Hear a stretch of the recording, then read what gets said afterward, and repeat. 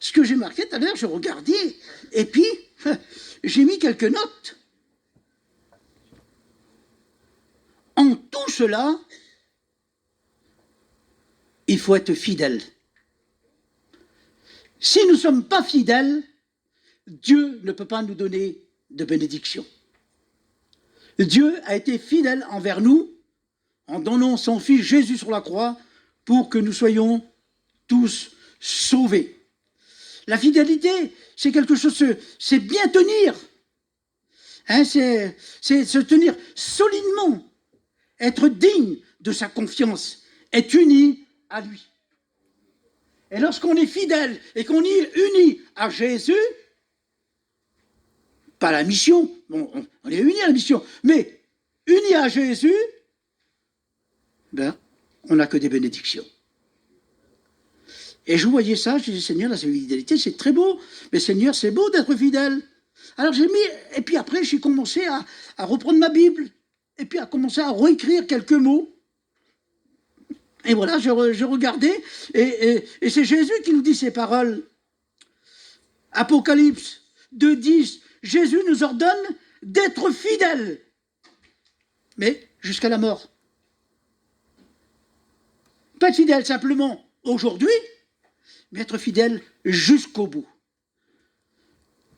Il n'y a pas longtemps que j'attends le Seigneur qui revient, moi. Depuis qu'on a connu l'Évangile, on a toujours entendu le Seigneur, il revient. Ça va faire bientôt 60 ans, on l'attend, il n'est jamais revenu.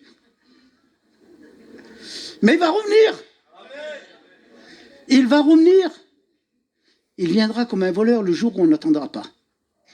Mais si le Seigneur est revenu il y a des années en arrière, combien de perdus qu'il y aurait?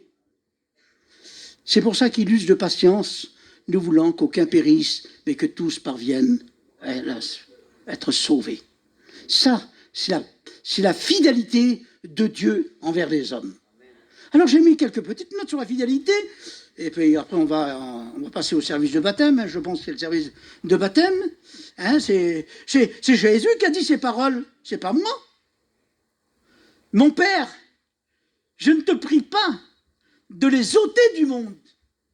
Ah oui, parce qu'il serait méchant s'il nous ôterait du monde.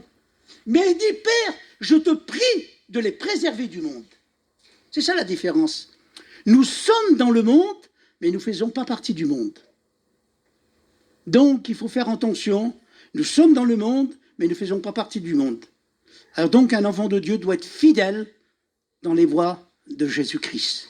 Fidèle à la parole de Dieu. Merci au Seigneur, c'est Jésus qui l'a dit ça, hein, c'est pas moi. Hein. Et voici ce qu'il est marqué dans la parole de Dieu. C'est 1 Corinthiens, chapitre 15, et le verset 58, parce que moi, ce que je vous ai dit là, les frères, depuis tout à l'heure, le témoignage que je vous ai donné là, c'est moi qui vous l'ai dit, vous n'êtes pas obligé de me croire.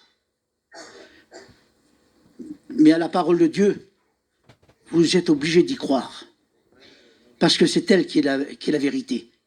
Le psalmiste disait, ta parole, qu'est-ce qu'elle est? Elle est la vérité. La parole de Dieu, c'est celle qui prime. Les paroles des hommes, voilà.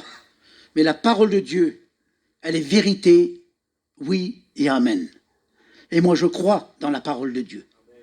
Si je n'aurais pas la parole de Dieu, on n'aurait que des beaux discours. Hein, on prendrait nos petits trucs d'Internet, là. On sort 50 000 versets d'un seul coup. Pour chercher un verset, regardez-moi tout ce que je fais, bon, là. C'est tous ces greffouillages que je fais. Mais quand je cherche un verset, je le cherche dans la Bible. Je ne cherche pas les choses faciles. Je cherche ce que le Seigneur m'ordonne de le faire. Un ordinateur, c'est facile. Hein, je cherche la foi. J'ai 50 000 versets de la foi, ou 10 000 de versets de la foi. Mais moi, je cherche la parole de Dieu. Parce que Dieu est fidèle pour nous donner les messages. Amen. Dieu est fidèle pour nous aider. Et merci au Seigneur. Alors que le Seigneur bénisse nos jeunes qui sont vaillants, qui ont des bonnes intelligences, qui savent taper sur les internets, sur ceci, sur cela. Que Dieu les bénisse. Mais il ne faut pas que ça soit ça la priorité. La priorité, c'est de lire la Bible, d'étudier la Bible, et après les autres, c'est des points secondaires. Si vous voulez chercher des petites notes, regardez, mais ne vous confiez pas dans ces choses-là, confiez-vous dans la parole de Dieu et vous verrez que le Seigneur est fidèle pour vous donner des messages. Gloire à Dieu pour cela. Alors, j'ai mis ces quelques petites notes, hein, ils sont là-dessus, là. Je les ai mis tout à l'heure. C'est pas vieux, hein, je les ai mis tout à l'heure. Il nous est dit dans 1 Corinthiens chapitre 15 et le verset 58, « Mes frères », tiens, Paul se joint à nous. Il dit, « Mes frères, soyez fermes. » Deuxième point, inébranlables, travaillant de mieux en mieux pour l'œuvre du Seigneur. Amen. Mes frères, soyez fermes, inébranlables, travaillant de mieux en mieux pour l'œuvre du Seigneur. Sachant aussi, Paul va le répéter aux Corinthiens, sachant que votre travail ne sera pas vain dans le Seigneur. Amen. Sachant que votre travail ne sera pas vain dans le Seigneur. Donc, je vous encourage, toute l'Église, à travailler pour le Seigneur. Faire ce que vous pouvez.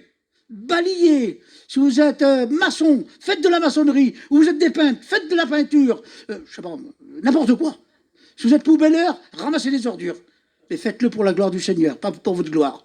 Ne dites pas, je vais faire ça pour ça. Non, il faut le faire pour la gloire de Dieu, pour notre Seigneur Jésus-Christ, sachant que notre travail ne sera pas en vain. Et je regardais encore un autre texte, et je vais terminer, il y a juste 3-4 textes, et puis c'est terminé, mes frères. Il nous est dit encore dans Colossiens, chapitre 2, versets 6 et 7, « Étant, amen, ah c'est ça, enraciné, gloire à Dieu, étant enraciné, mais quelqu'un qui est bien enraciné, même qu'il y a la tempête, ça ne bouge pas. Prenez un arbre qui est bien enraciné, faites une bonne fondation dans une maison, jamais s'écoulera, parce qu'elle est tenue solidement. Et nous sommes enracinés en Jésus-Christ. Étant enracinés et fondés en lui, et troisième point, il dit, et affermis, par quoi? Ben, c'est par la foi. C'est tout simple. C'est par la foi que nous servons le Seigneur.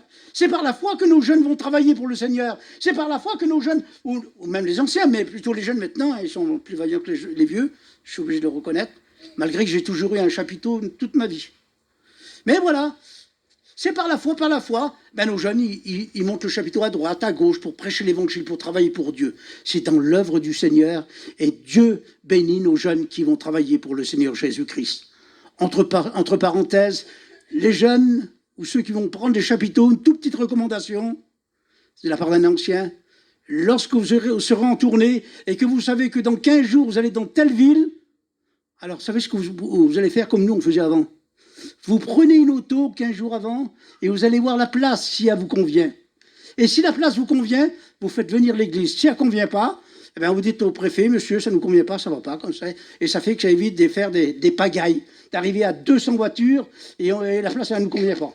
Donc, en prenant des précautions, vous verrez qu'on aura moins de problèmes. C'est tout pour la gloire de notre Seigneur. C'est une petite recommandation que je vous demande de faire si c'est possible. Hein. Toujours. Et je termine par... Il y a encore 2 versets, hein, je vais les annoncer, les dire. Hein. Il nous est dit dans 1 Samuel, chapitre 12 et le verset 24, servez le Seigneur, servez-le fidèlement. Amen. Servez-le fidèlement. De quoi? De tout votre cœur. De tout votre cœur. Travaillez pour le Seigneur de tout votre cœur. Mettez tout votre cœur, mettez toute votre vie. Des fois, il y en a qui me disent, Ramoucho, t'as 70 ans, mais t'es un vieillard. Comment je suis un vieillard? Je suis pas encore un vieillard. J'ai fait passer tous les radios. Le pied, la tête, les pieds en haut, il n'y a rien du tout.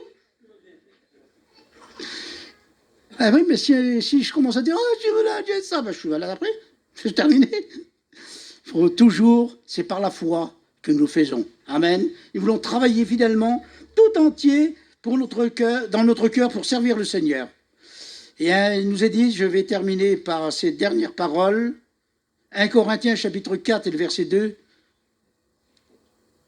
Et maintenant, ça s'adresse à chaque chrétien, chrétienne. Que chacun soit trouvé fidèle. Que chacun soit... Tu as un petit poste, on ne te voit pas.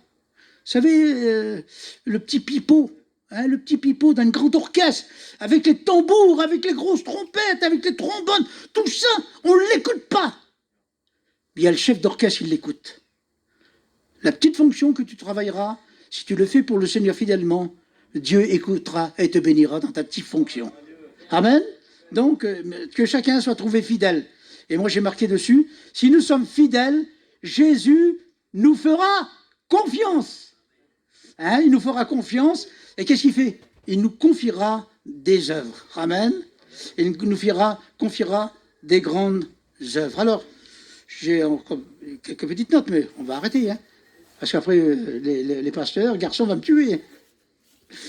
Eh ben, quelle heure qu'il est? Ah, il est 10h10, il n'est pas tard. Hein.